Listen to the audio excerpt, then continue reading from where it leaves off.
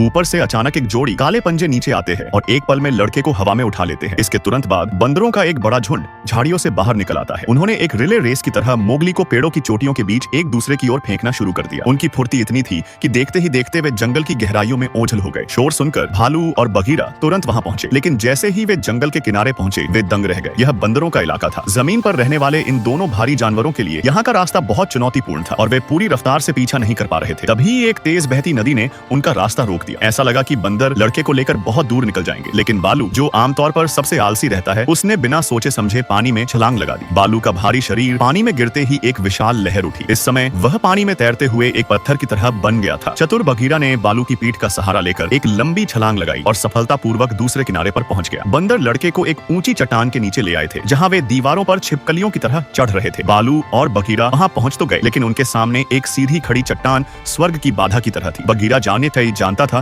कि बालू के लिए एक साधारण पेड़ पर चढ़ना भी मुश्किल होता है, तो इस खड़ी चट्टान की तो बात ही छोड़िए, वह अकेले ऊपर जाने वाला था। लेकिन बालू ने अपने डर को दबाया और साथ चलने की जिद की, क्योंकि उसके लिए भेड़ियों के झुंड में पला यह लड़का उसके सबसे अच्छे दोस्त की तरह था। लड़के को पहाड़ की चोटी पर एक एबंडेंट प्राचीन महल में ले जाया जाता है। खंडहरों के बीच एक डरावनी और पुरानी शांति थी। बंदरों ने मोगली को महल के सबसे गहरे हिस्से में धकेल दिया, जहां हर तरह के फल और औजारों का ढेर लगा था। तभी मोगली के पीछे से एक विशाल बालों वाला हाथ धीरे से निकला। उसके सामने एक विशाल वानर खड़ा था। वह जंगल का राजा बनना चाहता था, लेकिन उसके पास सबसे महत्वपूर्ण चीज की कमी थी, वो थी आग। वह जानता था कि केवल इंसान ही आग पैदा कर सकते हैं, जो शक्ति और विनाश का प्रतीक है। जब उसे पता चला कि मोगली को आग जलाना नहीं आता, तो वह गुस्से से पागल हो गया और मोगली पर जोर से दहाड़ा। ठीक उसी समय बालू वहां पहुंच गया, लेकिन अजीब बात यह थी कि उसने सीधे हमला करने के बजाय एक पुराने परिचित की तरह विशाल वानर से बातें करना शुरू कर दिया। यह बालू की एक चाल थी। वह अपनी एक्टिंग से वानर का ध्यान भटका रहा था, जबकि बघीरा अंधेरे में छिपकर मोगली को बचाने का मौका देख रहा था। योजना ठीक चल रही थी और बघीरा मोगली को लेकर निकलने ही वाला था। तभी एक सतर्क छोटे बंदर ने उन्हें देख लिया। उसकी चीख ने सन्नाटा चीर दिया